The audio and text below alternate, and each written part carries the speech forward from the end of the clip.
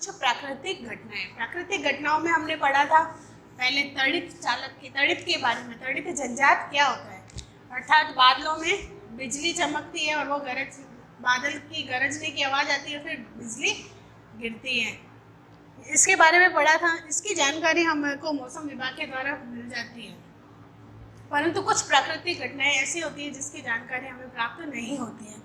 अब विद्युत उत्पन्न कैसे होती है ये भी बताया था। बादलों में जब धन आवेश, ऊपर धन आवेश के बादल होते हैं, नीचे ऋण आवेश के बादल होते हैं और पृथ्वी पर धन आवेश।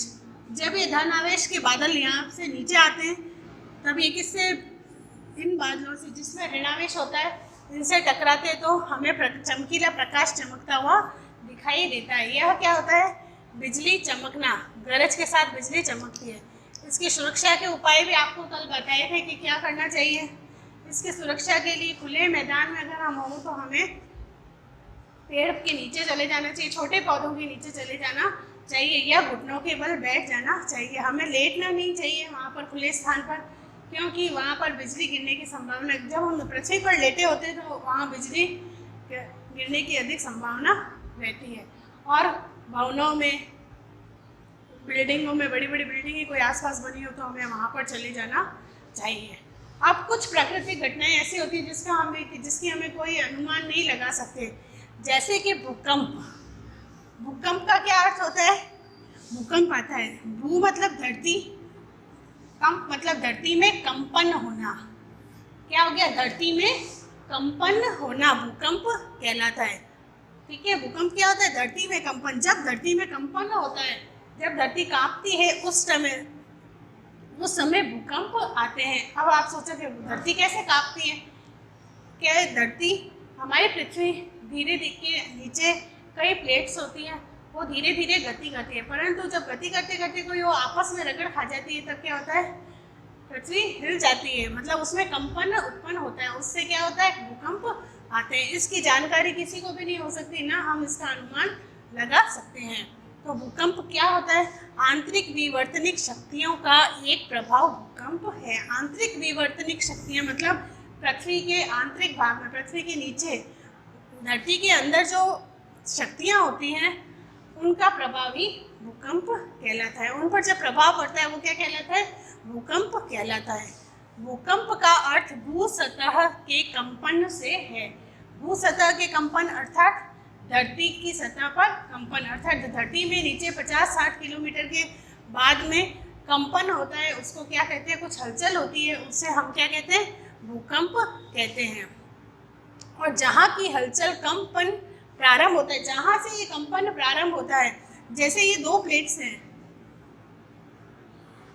ये प्लेटें हैं, ये आपस में गति कर रही हैं, परंतु जब ये यहाँ पर आकर के टकराती हैं तो ये क्या कहलाता है, कंप केंद्र, मतलब भूकंप का केंद्र। अगर ये यहाँ पर टकरा रही है आपस में तो ये क्या कहलाता है, कंप केंद्र। अर्थात ये तुमने देखा होगा भूकंप का केंद्र टीवी में और सुनते समाचार में, भूकंप का केंद्र कच्छ था, कच्छ में, गुजरात में आया था भूकंप, तब हमने कहा था कि कच्छ भूकंप का केंद्र था जहाँ पर ज़्यादा अधिक जान माल की हानि होती है। तो कंप केंद्र क्या होता है, केंद्र बिंदु होता है जहाँ से भूकंप तरंगे उठती हैं। ये तुमने देखा होगा कई बार, जब हम नदी या तालाब, घरों के आसपास पानी भी भर जाता है कई गड्ढों में, तब हम उसमें पत्थर फेंकते हैं, कंकड़ फेंकते हैं, तो आसपास तरंगे उत्पन्न होती है। जब हम नदी में पत्थर फेंकते हैं तो आसपास चारों तरफ क्या होती है, तरंगे उत्पन्न होती है, मतलब चारों तरफ हमारे को तरंगे उसमें दिखाई देती है। तो उसका केंद्र बिंदु कहाँ होता है, मध्य में, तो ये क्या कहलाता है, कंप केंद्र कहलाता है। अब भूकंप की तीव्रता हम एक रिक्टर स्केल पे नाप सकते हैं और दूसरे सिस्मोग्राफ द्वारा नापा जाता है। भूकंप की तीव्रता को हम किसके द्वारा नाप सकते हैं, सिस्मोग्राफ या रिएक्टर स्केल पर, रिएक्टर स्केल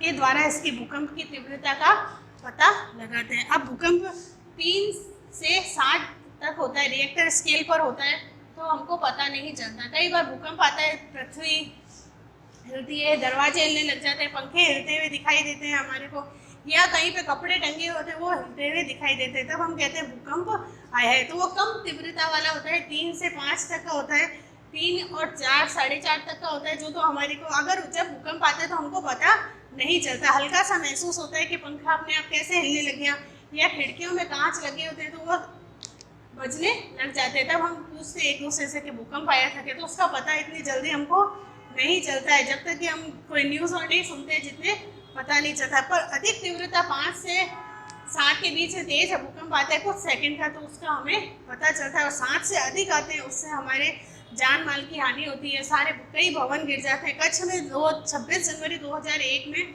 भूकंप आया था, जब पूरा कच्छ में नष्ट हो गया था, बहुत अधिक उसमें नुकसान हुआ था, कई लोगों की जान भी गई थी। तो भूकंप अत्यधिक प्रभावित करता है हमारे जीवन को। ये किस लिए होता है कल हम पढ़ेंगे। पृथ्वी की सतह पर प्लेटें होती हैं, उसमें से कौन कौन से प्रमुख है इसकी जानकारी हम कल प्राप्त करेंगे।